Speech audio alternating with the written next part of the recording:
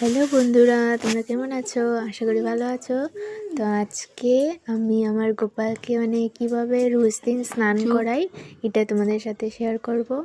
তো বেশি লম্বা ভিডিও করব না, শর্টই করব। তো দেখো আমাদের গোপাল এখানে বসে গেছে স্নান করতে। ওকে আজকে দই দিয়ে স্নান করাচ্ছি সুন্দর করে। তো ভাবলাম তোমাদের সাথেও শেয়ার করে নিই। এই দেখো স্নান করছে ও, আর তারপরে সুন্দর করে ড্রেস পরে আসনে বসবে। তোমরা দেখতে থাকো শুধু কিভাবে স্নান করে ও। স্নান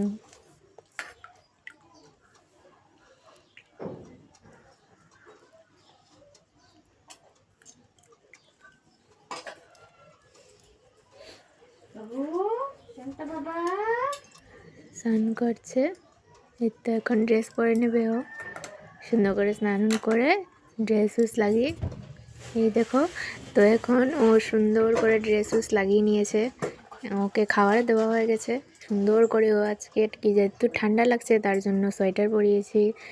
তো তার জন্য সবাই ঠান্ডাতে সোয়েটার পরে, ওকেও তো পরাতে হবে না, তার জন্য সোয়েটার পরিয়েছি খুব সুন্দর করে।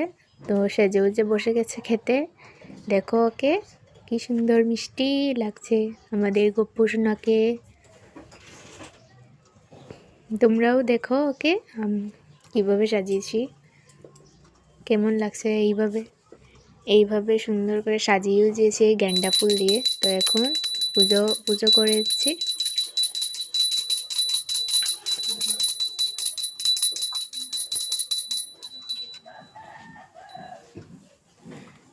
তো পুজো শেষ হয়ে গেছে।